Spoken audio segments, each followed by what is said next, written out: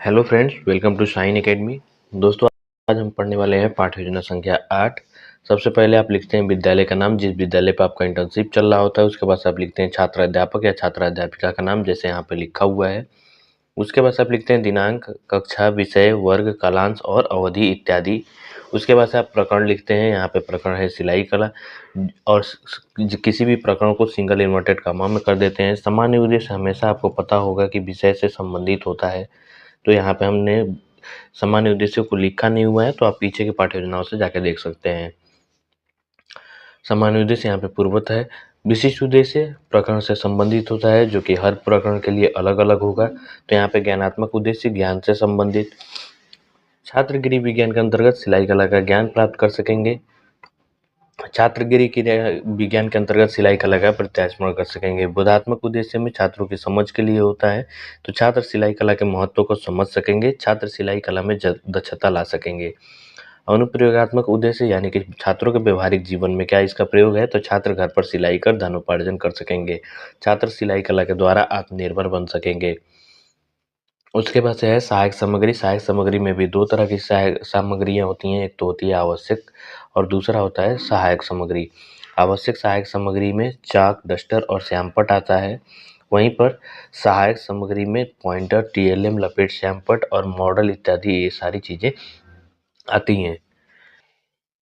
पूर्व ज्ञान यानी कि छात्रों को पहले से क्या ज्ञान है, इसके बारे में बताता है कि छात्र को सिलाई कला के बारे में सामान्य ज्ञान रखते हैं। छात्र को नहीं, छात्र सिलाई कला के बारे में सामान्य ज्ञान रखते हैं या सामान्य जानकारी रखते हैं।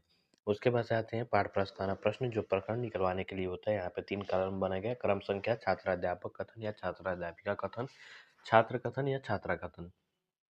पहला है शरीर ढकने के लिए क्या पहनते हैं, तो कपड़े और वस्त्र। कपड़े फट जाए तो क्या करते हैं, तो सिलाई। सिलाई कला क्या है, सिलाई एक कला है।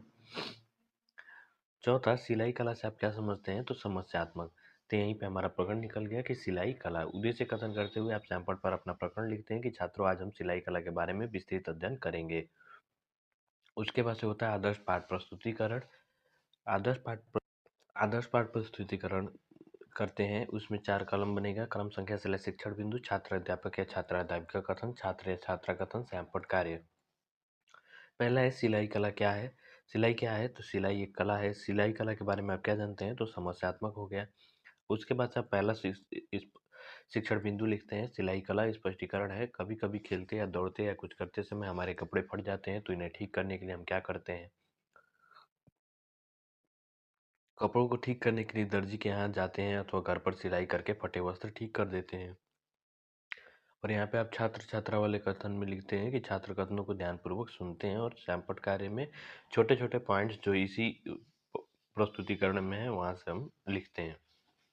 उसके बाद से घर में प्रायः कुछ न कुछ सिलाई का काम निकल आता है। कभी कोई वस्त्र फट गया तथा कभी बटन टूट गए हों आदि के फटे कपड़े पहनने से उसकी सुंदरता कम हो जाती है और कपड़ा दिखने में खराब लगता है। फटे कपड़ों को सिलाई करके ठीक किया जाता है। किसी कपड़े को नाप के अनुसार काटकर उसे सुई धागे द्वारा हाथ अथवा मशीन से जोड़ना ही सिलाई कला है।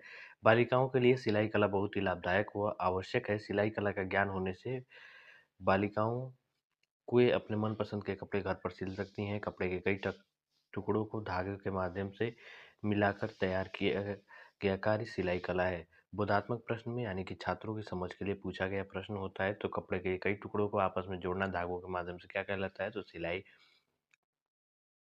कटे कपड़ों को किसके माध्यम से सिला जाता है, तो सुई धागा या सिलाई मशीन द्वारा। क्रम संख्या शिक्षण बिंदु, छात्र अध्यापक या छात्रा अध्यापिका कथन, छात्र या छात्रा कथन, सैंपट कार्य। तीसरा, सिलाई कला के उपयोगिता के बारे में आप क्या जानते हैं, समस्यात्मक।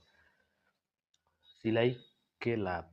सिलाई कला जहाँ एक कला है वही गृहिणी के लिए बहुत उपयोगी भी है। वस्त्रों की सिलाई करने से विभिन्न लाभ होते हैं। पहला, घर पर कपड़ों को सिलकर पर्याप्त धन की बचत की जा सकती है। दूसरा, घर पर सिले कपड़े मजबूत सिलाई वाले होते हैं। तीसरा, घर पर बचे हुए कपड़ों को जोड़कर कुछ नया बना सकते हैं जिससे बचे कपड़े का सदुपयोग हो जाए।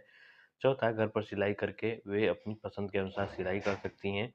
पांचवा, गृहिणियां घर पर सिलाई कर अपनी आर्थिक स्थिति को मजबूत कर सकती हैं तथा आत्मनिर्भर बन सकती हैं। बोधात्मक प्रश्न फिर से छात्रों के लिए समझ के लिए पूछा जाएगा। पहला, कपड़ों को सिलकर किसकी बचत की जाती है, तो समय व धन की।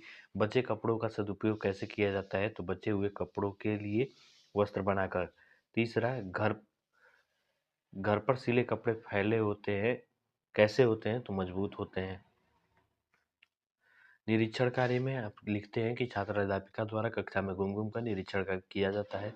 व्यक्तिगत समस्या का समाधान उसी स्थान पर किया गया तथा सामूहिक समस्या का समाधान सैमपट पर किया जाता है।